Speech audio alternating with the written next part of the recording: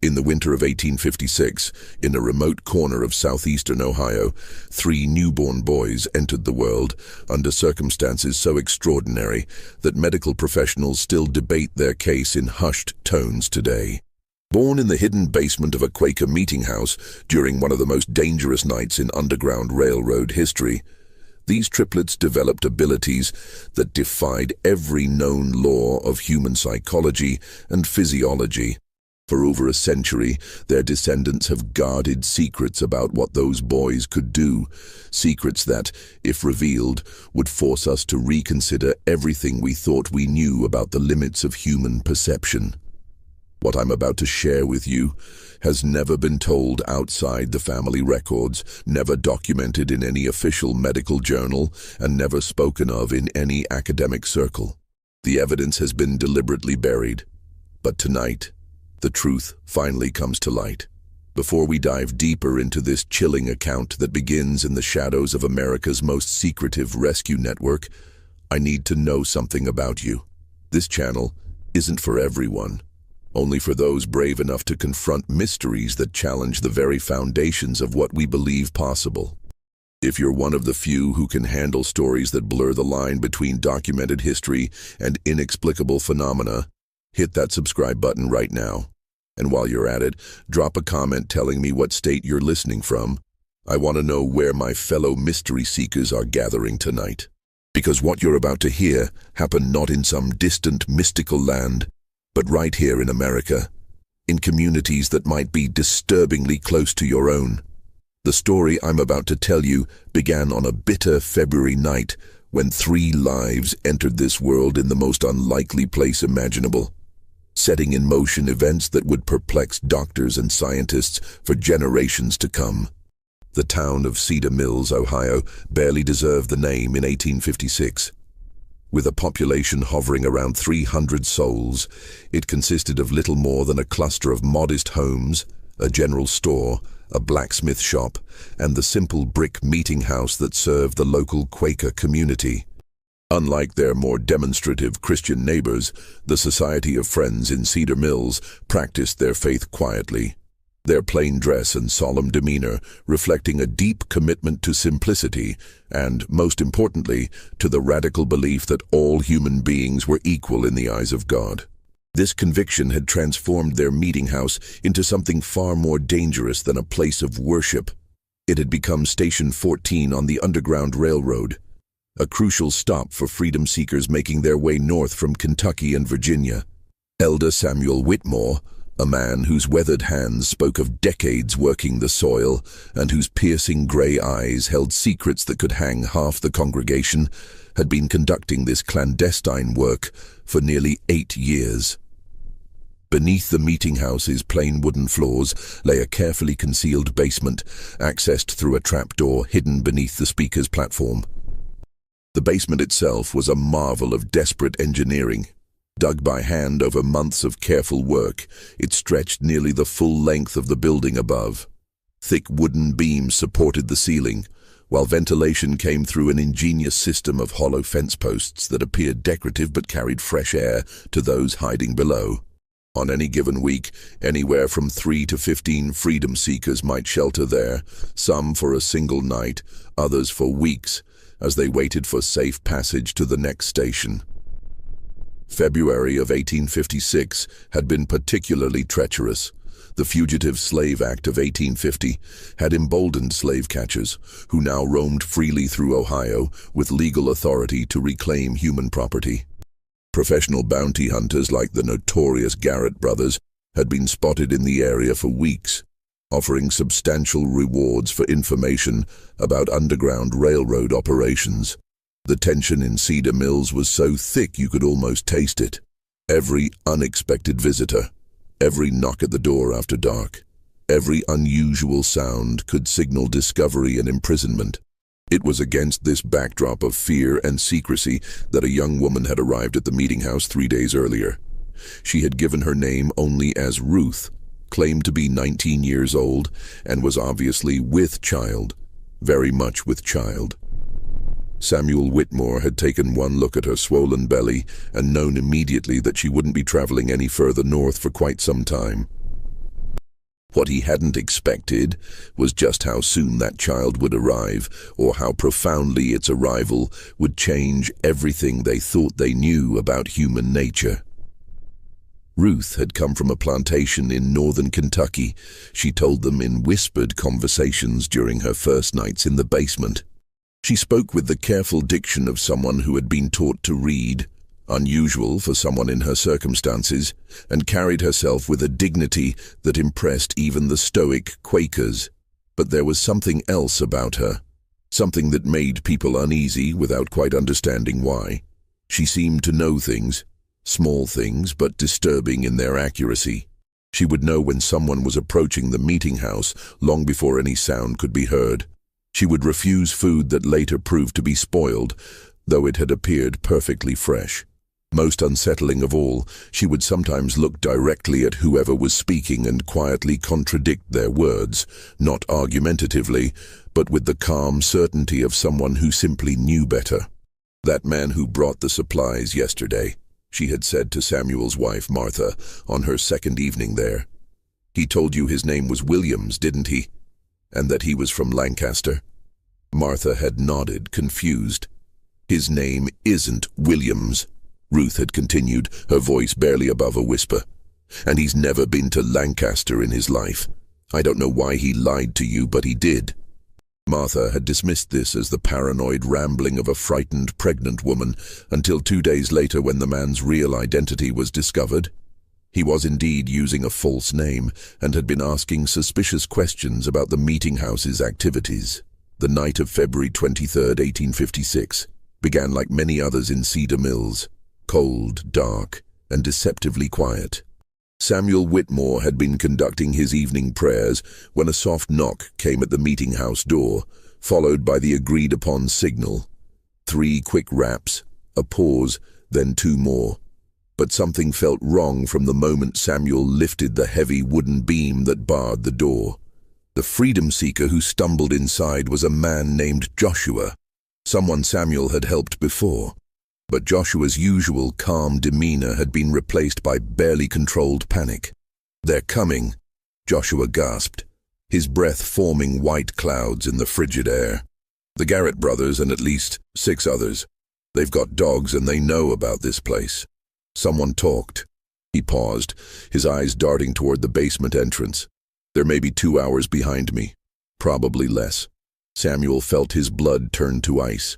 In 8 years of underground railroad work, they had never faced a direct threat like this. The meeting house had always been considered safe, protected by the community's reputation for honesty and their careful operational security. But if the Garretts were coming with dogs and advanced knowledge of the basement, someone had indeed betrayed them. The immediate problem was evacuation. There were currently 7 people sheltering in the basement, including Ruth, who had been experiencing intermittent labor pains for most of the day. Martha Whitmore had been monitoring her condition, but had hoped the birth wouldn't come for at least another week. Mother Nature, however, seemed to have other plans. As if summoned by Joshua's words, a low moan echoed from beneath the floorboards. Martha's face went pale. "Samuel," she whispered, "Ruth's time has come. Right now." The next few hours unfolded like a nightmare carved from ice and fear. While Samuel and 2 other men worked frantically to evacuate the other 6 freedom seekers through the meeting house's hidden northern tunnel, a hand-dug passage that emerged nearly a quarter-mile away in a dense grove of oak trees. Martha and her daughter Rebecca descended into the basement to attend to Ruth's labor. What they found in that cramped, dimly lit space challenged every assumption they held about childbirth. Ruth was indeed in active labor, but something was profoundly wrong. She was experiencing none of the usual signs of distress or pain that accompanied difficult births. Instead, she lay perfectly still on the rough straw mattress, her eyes closed, her breathing steady and controlled. When contractions came, she didn't cry out or even tense her muscles. She simply waited, as if listening to something only she could hear. "How many babies?" Martha asked, pressing her ear to Ruth's swollen belly in the traditional way of midwives. Ruth's eyes opened for the first time in an hour. In the flickering candlelight, they seemed almost luminous. 3, she said simply. 3 boys. They've been waiting for tonight. Martha exchanged a worried glance with her daughter. Triplets were rare enough under the best circumstances, but triplets born in a hidden basement while slave catchers approached with bloodhounds was a situation beyond anything in her experience. More troubling was Ruth's certainty about the baby's gender and her strange comment about them waiting. How could unborn children wait for anything? The sound of horses in the distance cut through Martha's confusion. Samuel's voice called down from above. "They're here. The tunnel's clear, but we can't risk moving Ruth now." What happened next was recorded in Martha Whitmore's private journal, a document that remained hidden in her family for over a century before being discovered in 2003 during the renovation of an old farmhouse. According to her account, written just days after the events, Ruth's labor accelerated dramatically the moment the slave catchers arrived at the meeting house. But it accelerated in a way that defied medical understanding. The first baby was born in complete silence. No crying, no sound at all except for Ruth's barely audible breathing. Martha caught the infant, a perfectly formed boy, and was startled to find him already breathing normally, his eyes open and alert. Before she could even cut the umbilical cord, the second baby arrived, again in total silence, again breathing and aware from the moment of birth. The third followed less than a minute later, completing what Martha described as the most unnatural natural birth I have ever witnessed. But the strangest part was yet to come. As Martha worked to clean and wrap the 3 infants, footsteps and voices could be heard directly above them. The Garrett brothers had entered the meeting house and were conducting a thorough search. Heavy boots walked across the wooden floors just feet above the newborns' heads. At one point, someone stood directly on the trapdoor that concealed the basement entrance. Throughout this entire time, with strange men and tracking dogs just above them, the 3 babies never made a sound. Not a cry, not a whimper, not even the small noises that all newborns make. They lay perfectly still in their mother's arms, their identical dark eyes moving back and forth as if following the movement of the searchers above. It was as if they somehow understood that their survival depended on absolute silence. Ruth never spoke during the search. According to Martha's journal, she simply held her 3 sons and whispered to them in a language that sounded like no dialect Martha had ever heard. Later, Martha would describe it as words that seemed to flow like water, soft and continuous, like a river running over stones. The search lasted nearly 3 hours. The Garretts were thorough, methodical, and increasingly frustrated. They checked every room, every closet, every possible hiding place. Their dogs sniffed around the meeting house's foundation and even scratched at the floorboards in several places. But they never found the entrance to the basement, and eventually they left, cursing their informant for providing bad information. It was only after the sounds of horses had faded completely into the distance that the 3 babies finally made their first sounds. And when they did, all 3 cried in perfect unison, their voices blending into a single, haunting wail that seemed to echo from the very walls of the basement. Ruth died less than an hour later, bleeding that Martha couldn't stop despite all her experience with difficult births. Her last words, spoken so quietly that Martha had to lean close to hear them, were, "They'll know things. They'll always know. Take care of them, but remember they're not like other children."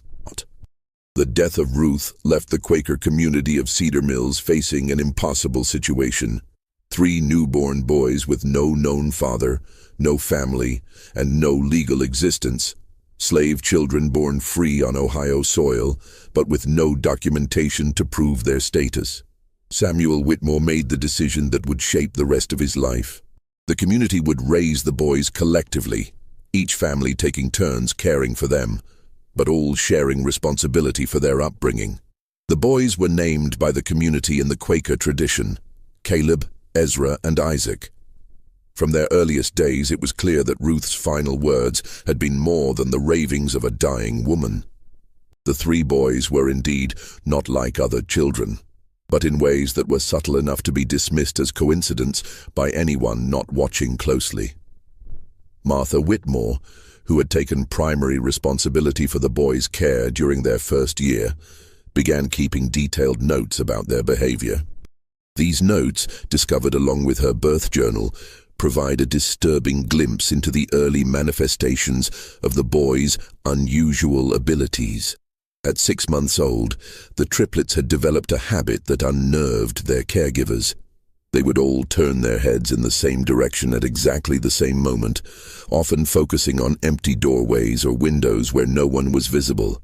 When someone eventually appeared in those locations, sometimes minutes later, it was always a person who was upset, angry, or hiding something.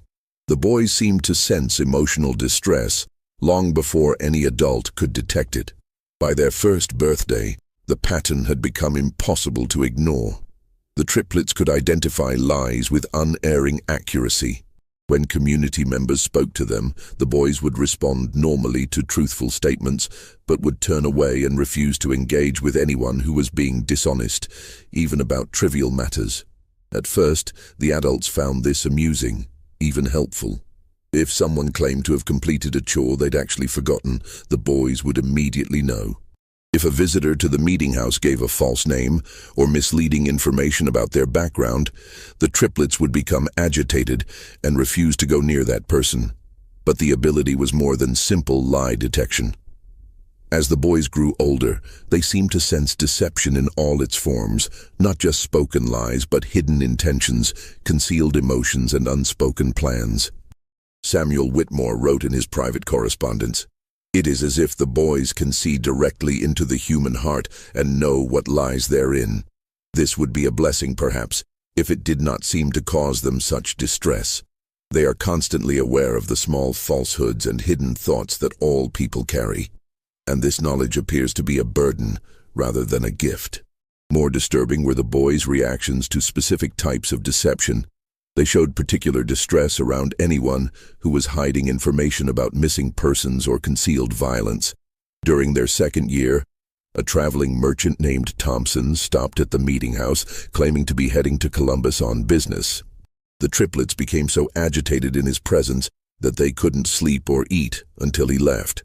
2 weeks later, news arrived that Thompson had been arrested for the murder of his business partner, whose body had been concealed in Thompson's wagon during his visit to Cedar Mills.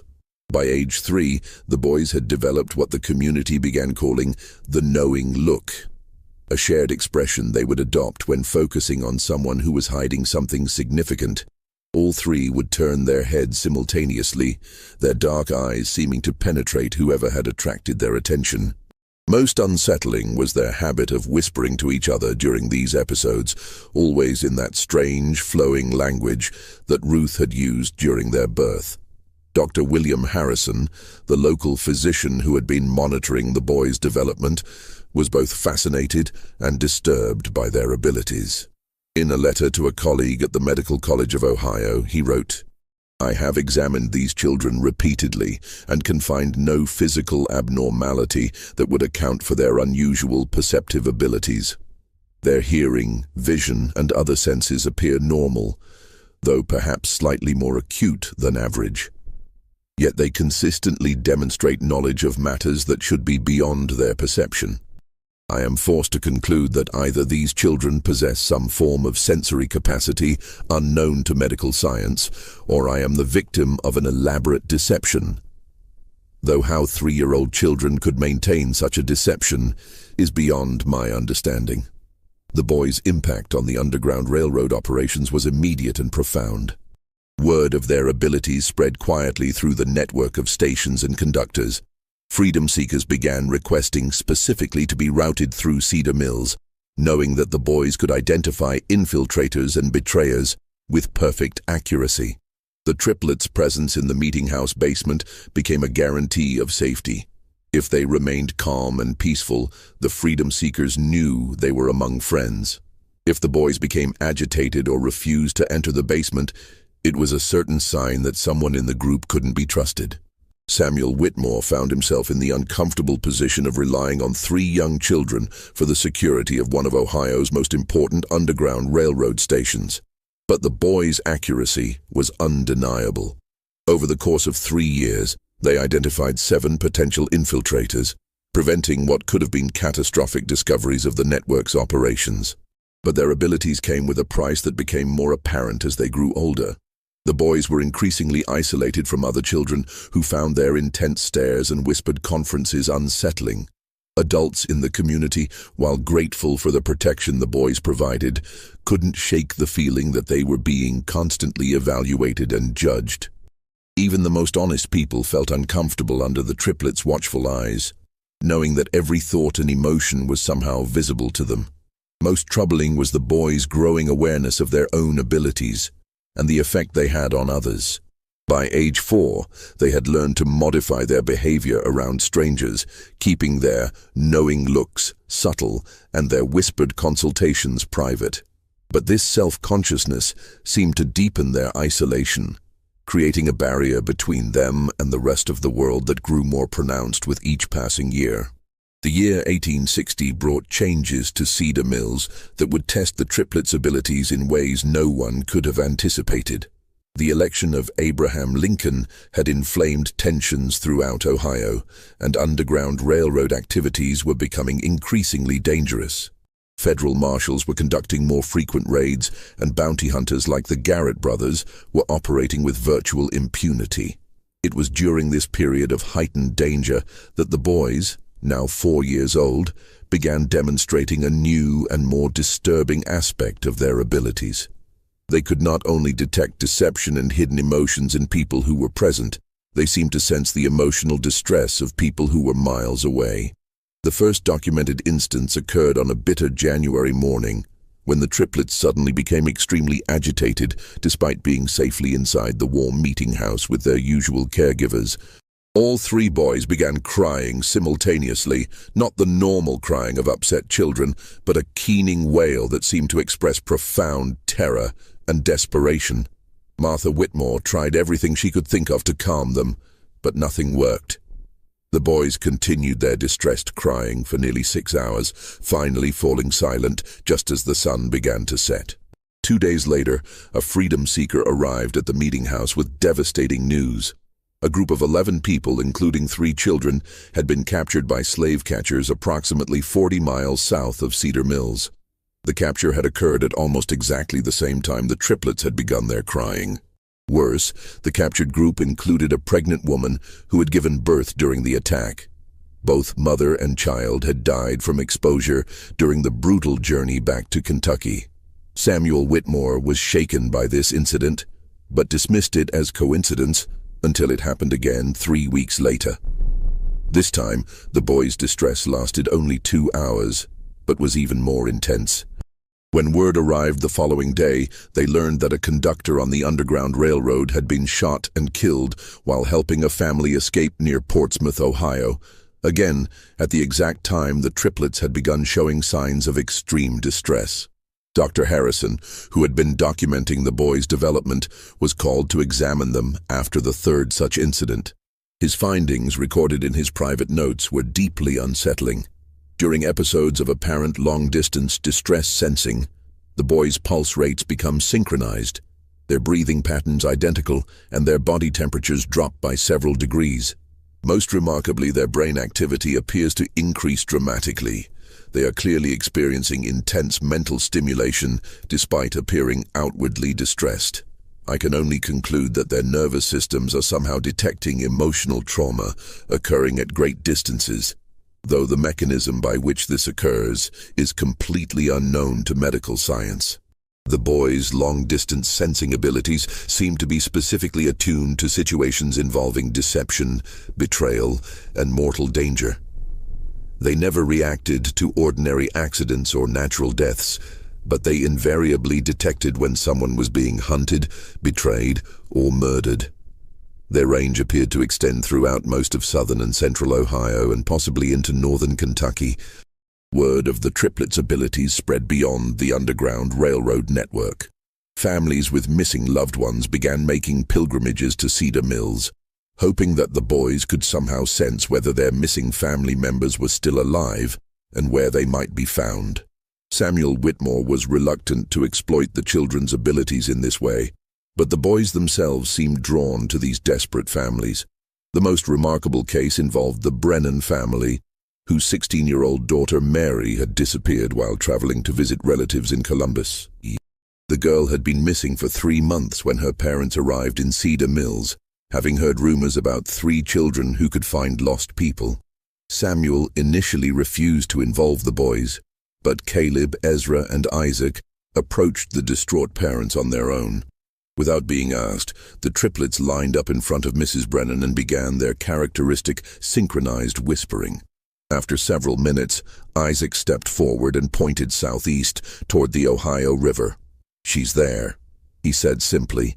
"She's scared, but she's alive. The man who took her isn't who he said he was." Acting on this information, local authorities searched a remote farm near Chillicothe and found Mary Brennan locked in a cellar, along with 2 other young women who had been kidnapped by a man posing as a traveling preacher. The kidnapper was arrested and later confessed to planning to sell the women into prostitution in New Orleans. The rescue of Mary Brennan marked a turning point in how the community viewed the triplets. No longer were they simply children with an unusual ability to detect lies. They were becoming something else entirely, something that made even their Quaker guardians profoundly uncomfortable. The boys' abilities were growing stronger and more specific with each passing month, and there seemed to be no limit to their range or accuracy. But perhaps most disturbing was the boys' increasing emotional detachment from the world around them. The constant awareness of deception, violence, and human suffering was taking its toll. They rarely smiled, seldom played, and spent most of their time huddled together, whispering in their private language. When they did interact with adults, their conversations were marked by a wisdom and sadness that seemed impossible in children so young. Dr. Harrison, in his final notes about the boys before his death in 1862, wrote, "I fear that we are witnessing the emergence of human beings who are fundamentally different from the rest of our species.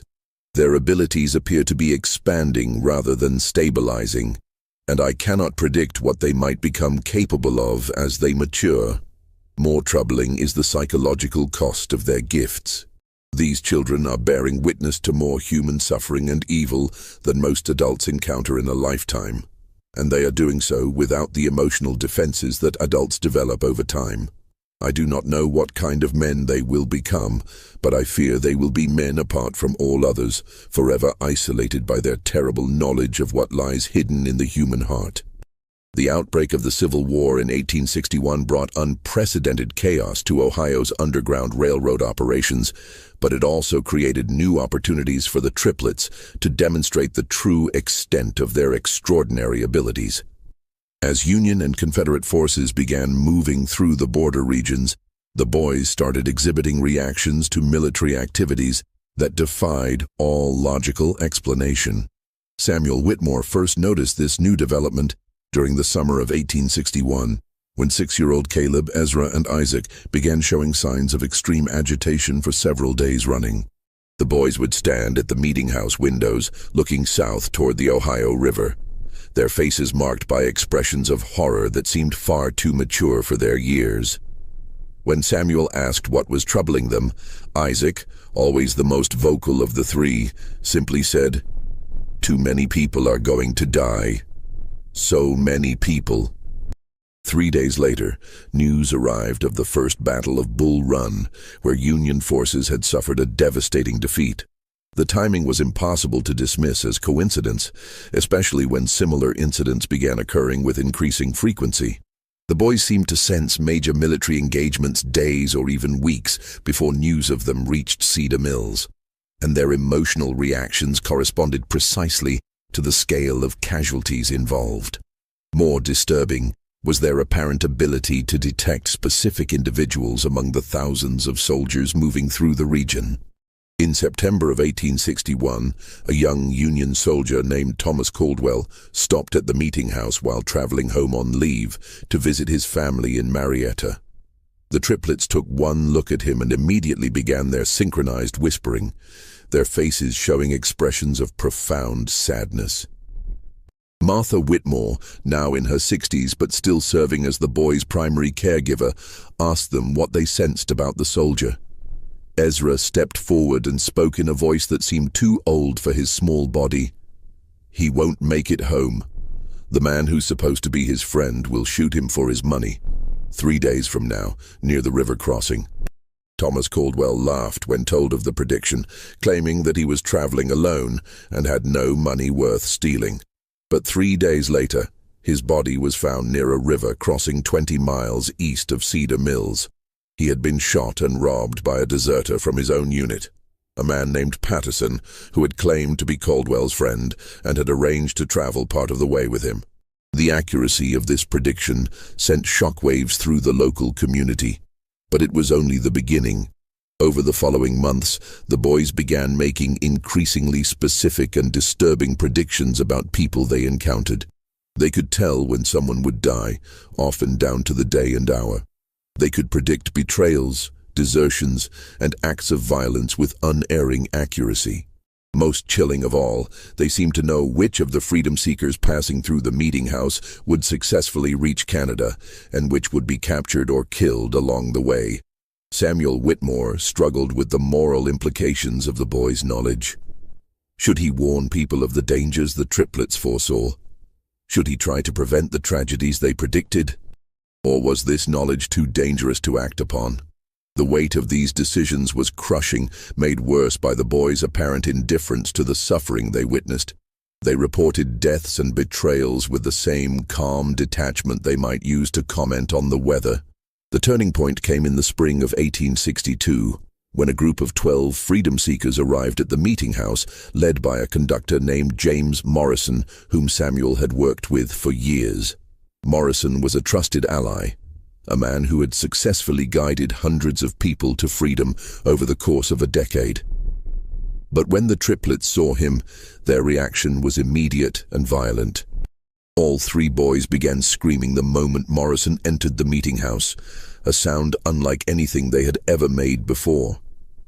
It wasn't the crying of distressed children, but something primal and terrifying, like the warning calls of animals sensing mortal danger.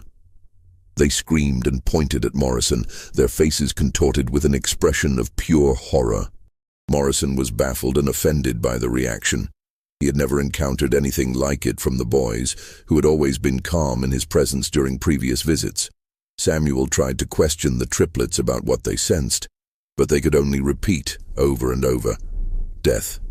He brings death. So much death."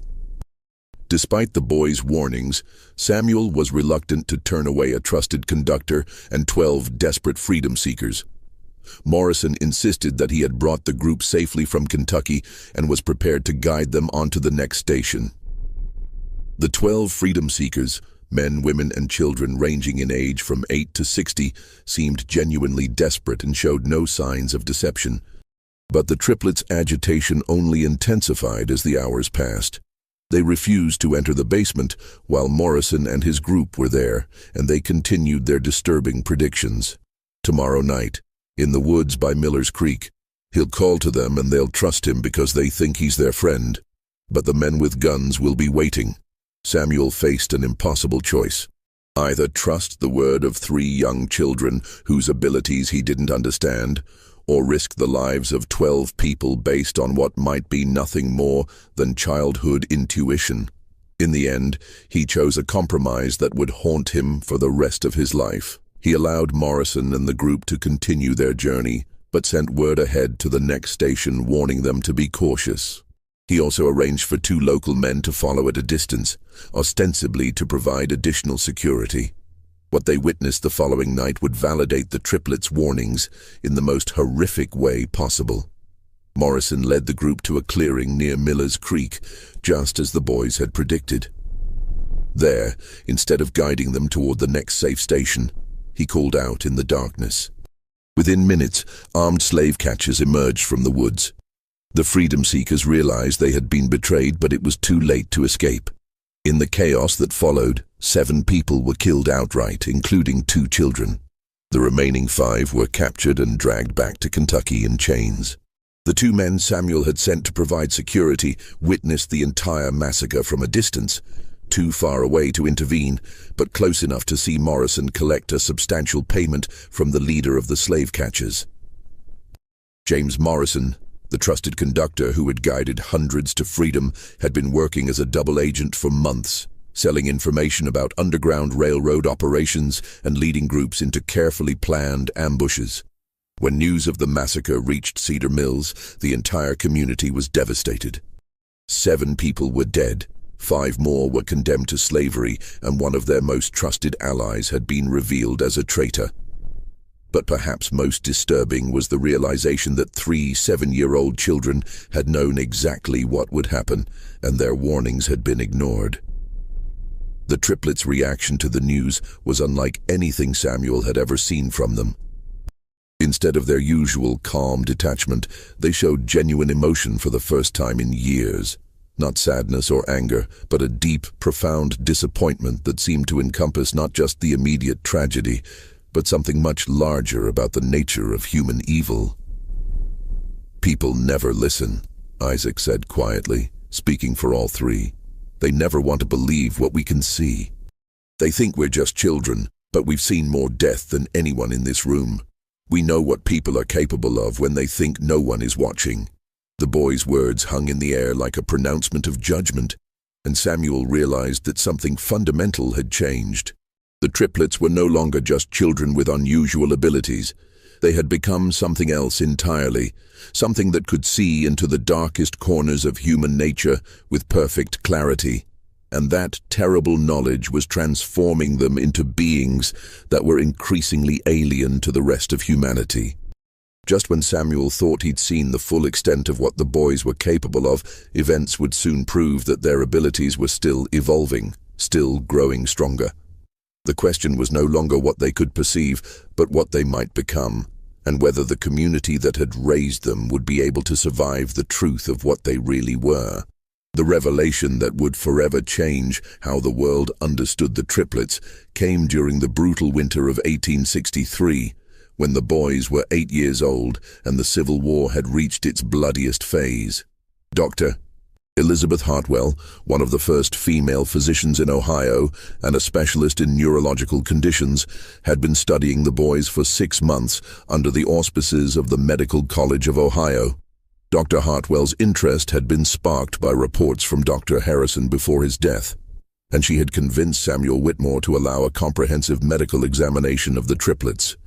What she discovered in that examination would challenge every assumption about human consciousness and perception. Using the latest medical instruments available in 1863, Dr. Hartwell conducted tests that revealed the true nature of the boys' abilities. Her findings, documented in a detailed report that was immediately classified by military authorities and hidden from public view for over 60 years, showed that the triplets possessed neurological structures that had never been observed in human beings. The boys' brains showed abnormally high activity in regions associated with pattern recognition and emotional processing. But more remarkably, their nervous systems appeared to be in constant communication with each other. When Dr. Hartwell applied mild electrical stimulation to one boy's arm, the other 2 showed immediate physiological responses despite being in separate rooms. Their heart rates, breathing patterns and brain waves synchronized during periods of intense concentration, creating what she described as a single consciousness distributed across 3 separate bodies. But the most startling discovery came when Dr. Hartwell began testing the boys' ability to detect deception using carefully controlled experiments. She arranged for volunteers to tell both true and false statements while the boys observed, measuring their physiological responses to each type of interaction. What she found defied all understanding of human sensory capabilities. The triplets weren't simply reading facial expressions, body language, or vocal cues to detect lies. They were responding to measurable changes in electromagnetic fields generated by human neural activity. Dr. Hartwell's primitive instruments detected that the boys' brains generated electrical patterns unlike anything seen in normal humans, and these patterns seemed to resonate with the electromagnetic signatures of other people's emotional states. In simple terms, Dr. Hartwell wrote in her classified report, These children appear to possess a form of biological electromagnetic sensitivity that allows them to directly perceive the electrical activity of other human brains. When someone lies, experiences fear, or harbors violent intentions, their neural activity creates specific electromagnetic signatures that the boys can detect with the same accuracy that we might observe colors or hear sounds. This explained not only their ability to detect deception, but also their capacity to sense emotional distress at great distances and their uncanny accuracy in predicting violent events. They weren't prophets or supernatural beings. They were human beings with sensory capabilities that had evolved far beyond normal human limitations. But Dr. Hartwell's discoveries raised even more disturbing questions. If the boys' abilities were the result of genetic mutation, what had caused such a dramatic evolutionary leap? The answer came from analyzing tissue samples from their deceased mother, Ruth, whose body had been preserved in the Meeting House Cemetery, according to Quaker tradition.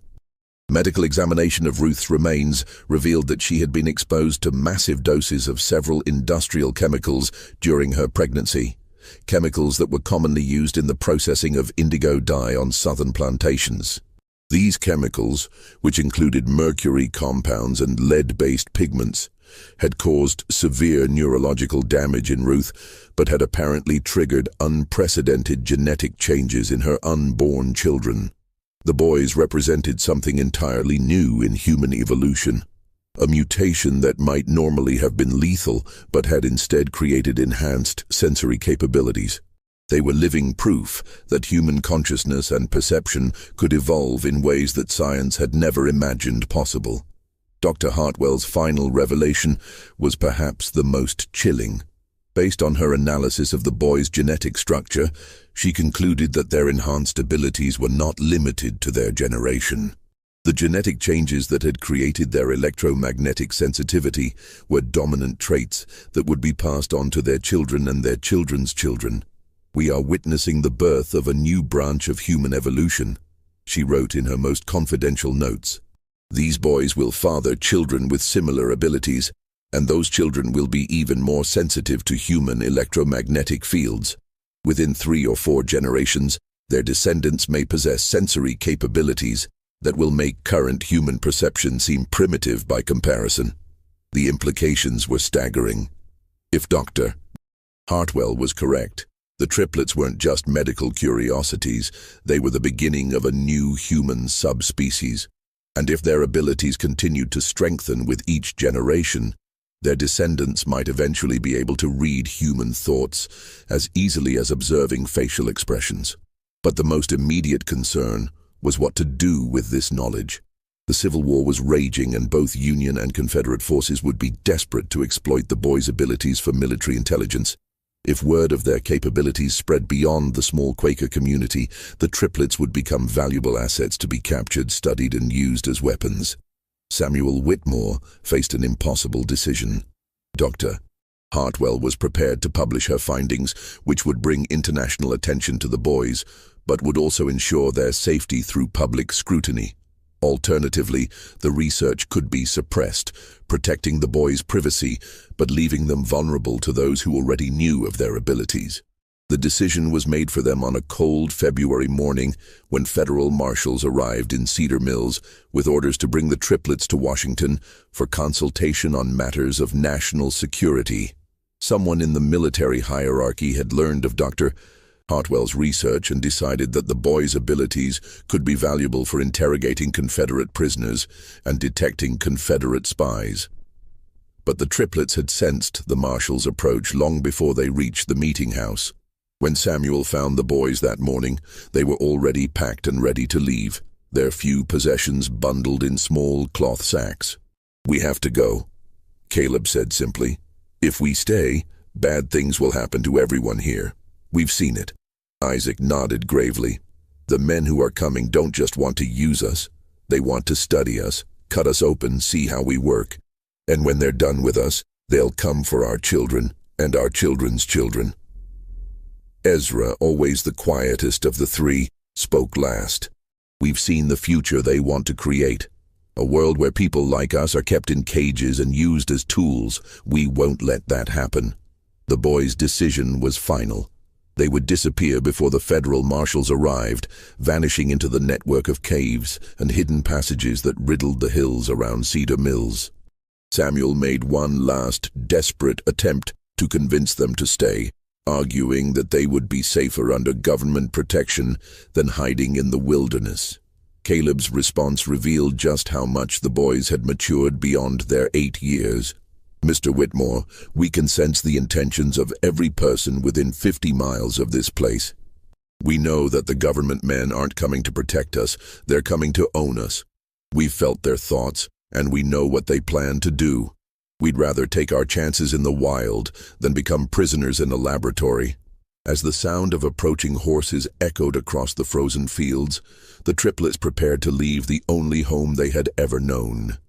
But before they departed, they made one final revelation that would haunt Samuel Whitmore for the rest of his life. "There are others," Isaac said quietly. "Not many, but some. Other children born during times of great violence and suffering. Children whose mothers were exposed to the same kinds of poisons that changed us. They're scattered across the country, and most of them don't even know what they are yet. But we can sense them, and they can sense us." Ezra stepped forward, his young face marked by wisdom that seemed ancient. "Someday, when it's safe, we'll find them. We'll teach them what we've learned, help them understand their abilities. And maybe, if we're careful, we can build something better than what exists now. A world where people can't lie to each other, can't hide their evil intentions, can't pretend to be something they're not." The boys' final words as they prepared to vanish into the wilderness were both a promise and a warning. "We'll be watching. We'll always be watching. And we'll remember who helped us and who tried to hurt us.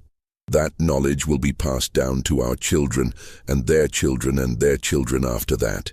The world is about to change in ways that people can't imagine, and it's going to start with us."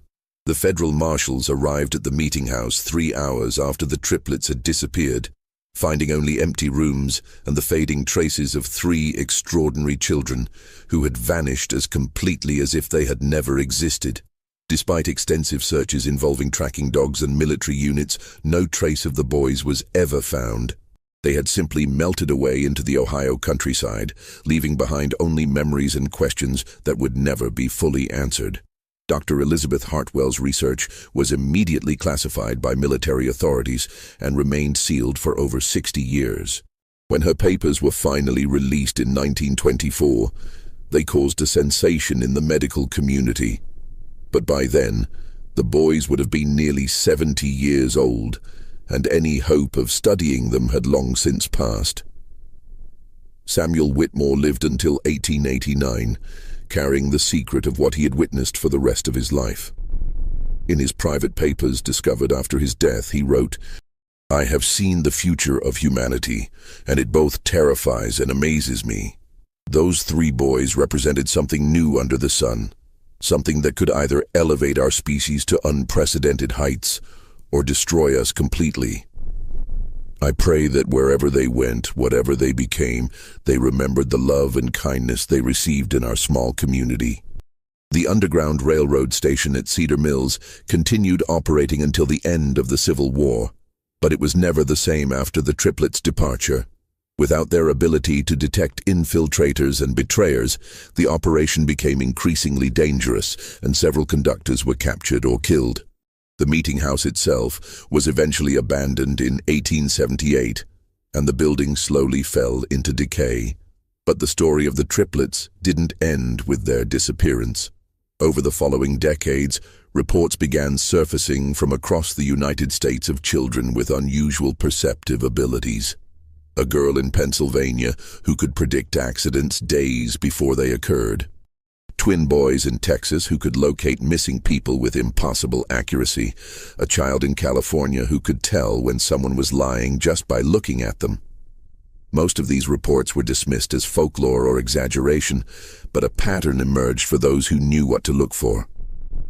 The children were always born during times of great violence or social upheaval. Their mothers had often been exposed to industrial chemicals or toxic substances during pregnancy, and the children themselves displayed the same electromagnetic sensitivity that Dr. Hartwell had documented in the Cedar Mills triplets. Modern genetic research has confirmed what Dr. Hartwell suspected in 1863. Extreme environmental stress, combined with exposure to certain toxic substances, can trigger rapid genetic mutations that are passed on to subsequent generations. The triplets represented one of the first documented cases of stress-induced human evolution, a phenomenon that scientists now recognize as more common than previously believed.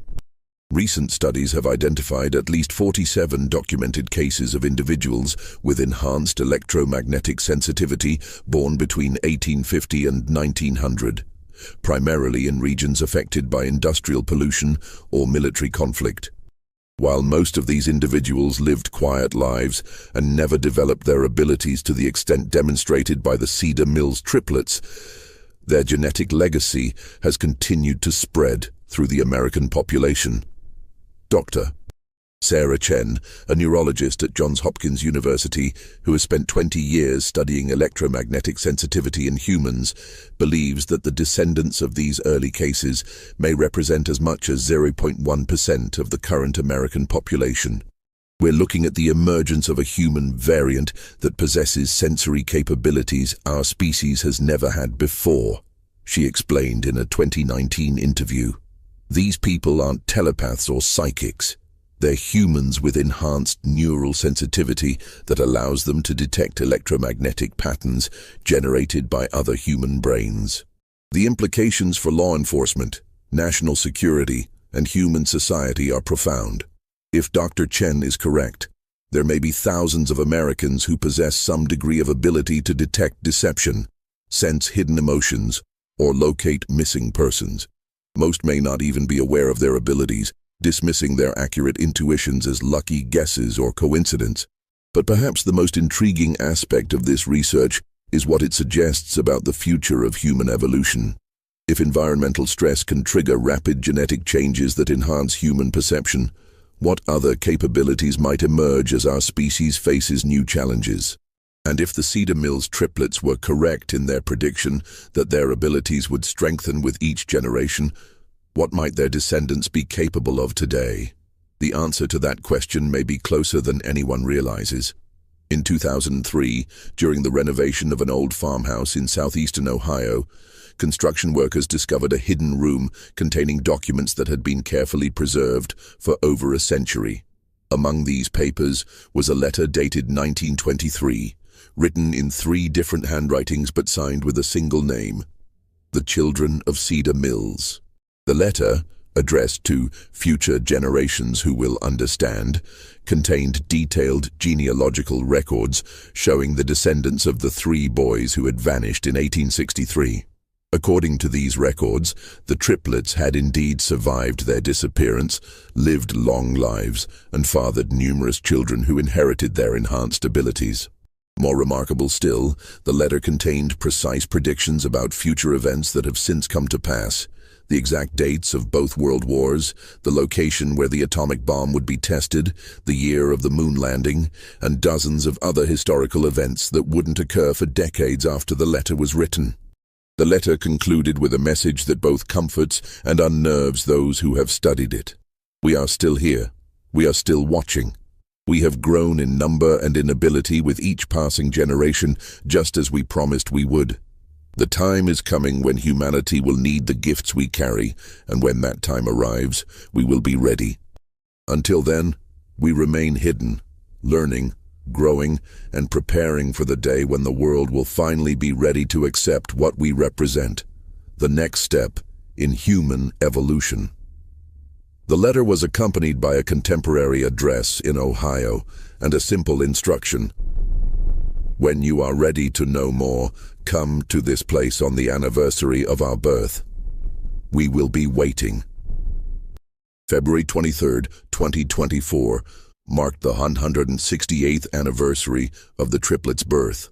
According to local reports, more than 50 people gathered at the specified address that day, Researchers, descendants of Underground Railroad participants, and individuals who claim to possess similar abilities to those demonstrated by the original Cedar Mills triplets. What transpired at that gathering remains unknown. Those who attended have refused to discuss what they witnessed, and no official records of the event exist. But in the months following the meeting, several of the attendees have begun working together on projects related to missing persons cases, criminal investigations, and psychological research. Dr. Chen, who was among those present at the February meeting, will only say that the legacy of the Cedar Mills triplets is far from over. In fact, it may just be beginning.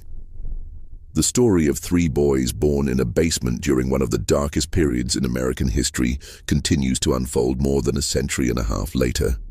Whether they represent humanity's greatest hope for evolution or its most dangerous mutation remains to be seen. But one thing is certain.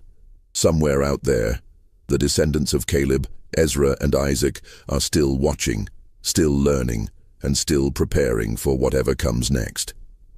And if their ancestors' abilities to predict the future remain accurate, that next chapter in human evolution may be arriving sooner than anyone expects. This mystery shows us that the boundaries of human perception may be far more flexible than we ever imagined, and that extraordinary circumstances can sometimes produce extraordinary people. What do you think of this story? Do you believe that human evolution could take such dramatic leaps under extreme conditions? Have you ever experienced moments of intuition so accurate they seemed impossible? Leave your comment below sharing your thoughts about the triplets and whether you think their descendants might still be among us today.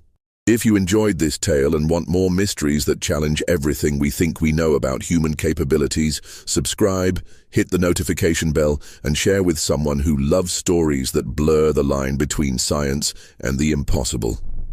See you in the next video, where we'll explore another dark secret hidden in America's past.